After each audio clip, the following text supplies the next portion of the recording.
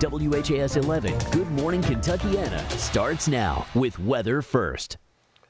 All right, good morning, Kentuckiana. We have been dealing with some storms overnight. Those have pushed out of our area. Eric King here alongside Grace McKenna. But we just learned something specifically about New Albany, Floyd County schools. Yeah, exactly right, Eric. Especially with the start of school, we want to make sure we mention that New Albany, Floyd County schools will be operating on a 2-hour delay. We're hearing that all operations will be delayed again 2 hours from the normal start time of school. That's due to the storms this morning. They've currently lost power there to multiple schools and don't expect full restoration until later this morning. Hearing they've also got some reports of downed trees. Yeah. So lots to pay attention to there. So if you're in the New Albany, Floyd County School District, be aware of that. We do want to go over to Bend Pine now. We mentioned those storms have pushed out of our area, but what we're seeing is what we always see, what it's left behind. Yeah, no doubt. So the good news is the storms are gone. The severe weather threat is over with for now. And now we're left with some traffic trouble and having to navigate through some downed trees, power lines, where we did have that severe weather, especially in southern Indiana. Now, this is something different. This is a semi-accident here on 65 right before the bridges. So it looks like we've got 3 lanes shut down on the southbound side and 1 lane shut down with that fire truck there on the northbound side. So that is causing the red traffic flows here on 65 around the junction. Accident on both sides of the river on I-65. So some delays trying to get through downtown right now. There's that last storm off to the east of Frankfort. Things are dry over most of the area now, and that thing was racing to get out of here. So again, we are quiet for now. Here's a look at all the reports of some damage that we've had over southern Indiana.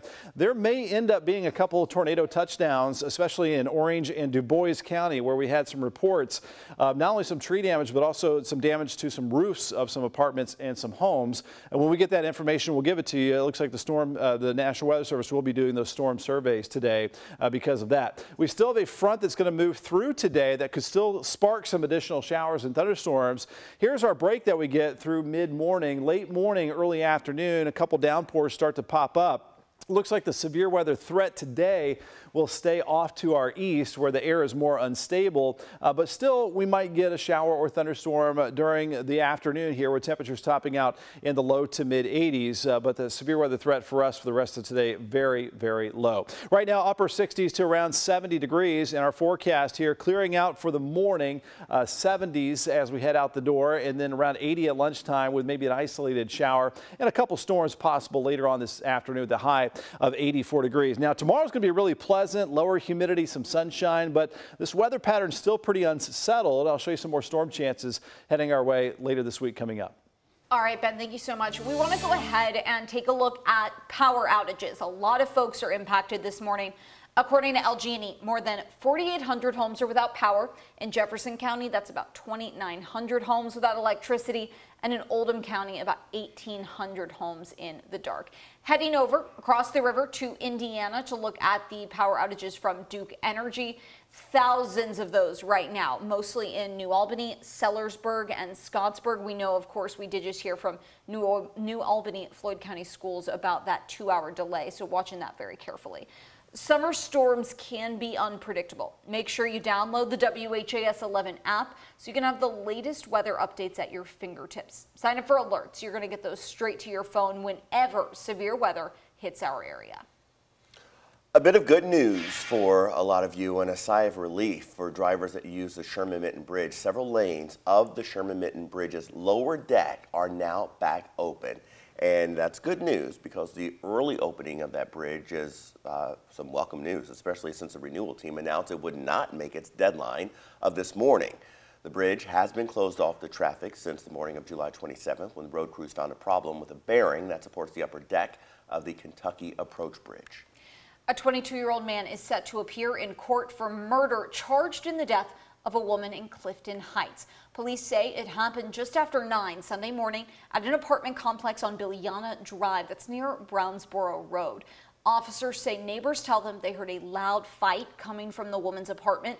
Police arrested 22-year-old Felipe Jesus Santos Florencia in connection to her death. He's been charged with murder, domestic violence, and is due in court at 9 this morning. If you or someone you know is in need of help, we want to make sure you have those resources.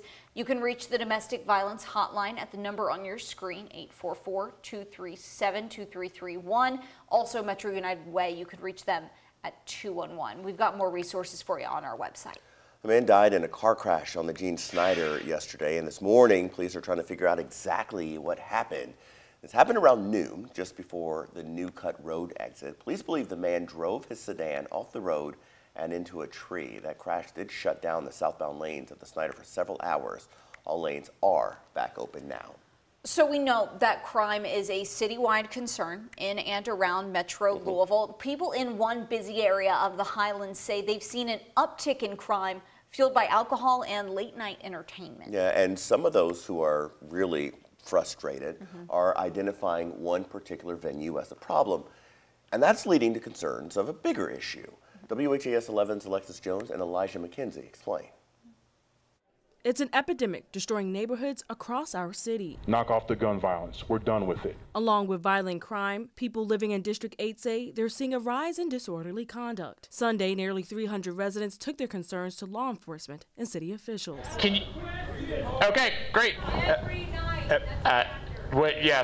While many say lack of resources and staffing are contributing to recent crime, that I need more officers, that I need more help. They also point to late night bars and restaurants on Bardstown Road. That we have an alcohol-fueled entertainment industry wedged right in the middle of a residential neighborhood. When you combine alcohol and humans, there have been issues for centuries. What we've got added element here of a lot of alcohol, late night, and guns.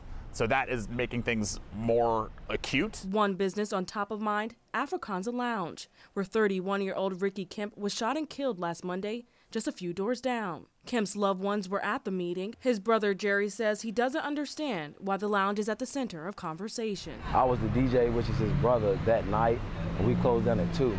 And if anybody do their research, they know that whatever happened at 3. If we, meaning the family, felt like the business was the reason, then I wouldn't be here. Jerry adds there was violence in the area before Afrikaanse opened up. He says community members feel otherwise because of a deeper reason. I feel like it's the color issue. They don't want us on Bardstown Road. And that's really how I feel. Though the business sparks safety concerns, Councilman Benrino Weber agrees crime is a citywide issue. This is definitely part of a larger, broader trend that needs longer-term, thoughtful responses, and we need to know both what's happening and then collectively get community input on what else we could be doing. However, Jerry says whatever the community decides, targeting one location shouldn't be the answer. And if you have questions or concerns that weren't addressed during Sunday's meeting, Councilman Reno Weber says you can contact his office or meet with District 8's Advisory Board on August 28th. In Louisville, Alexis Jones, WHAS 11 on your side. 8 minutes after 6 now. Today, the owner of a home in Highview, where investigators found several explosives and chemicals, is expected to be in court. 53-year-old Mark Hibble was arrested after an investigation involving hazardous materials. That's according to the Louisville Metro Police Department. He was charged with wanton endangerment. He's also expected to be charged with burglary for squatting in a nearby house.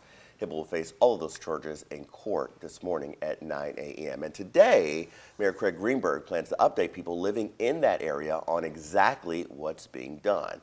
The house is on Applegate Lane. It's scheduled to be burned to the ground. And this comes after an investigation found dangerous items like homemade explosives and homemade blasting caps inside. Greenberg says the burn of the home will not occur until at least August the 14th. Now, the city is working on computer simulations right now to show what the impact of that controlled burn could be, and it's collaborating with the Air Pollution Control District. It will not happen, and I will not authorize it until we are ready to do this safely. The purpose of the fire is to consume the chemicals and the explosives that are in there, and again, render them inert. Today's meeting at Highview Baptist Church on Fagan Bush Lane, it's expected to be packed. A large number of people are expected to go there. So the mayor's urging people to watch the meeting online unless you are directly impacted. For details on that meeting, you can go to WHAS11.com. Going to be a busy day for the mayor because today he and JCPS Superintendent Dr. Marty Polio will address the controversial school start times. They, along with Metro Council, plan to sign a resolution asking businesses in Jefferson County to practice flexible scheduling for employees who are affected by the new Start Smart policy. That policy, we'll remind you, includes 8 new start times for K-12 students, ranging from 7:40 to 9:40. Previously, there were just 2 different start times across the district. School officials hope the new times will cut down on some of the impact from the current bus driver shortage. Today's meeting is set for 2:30 at Metro Hall.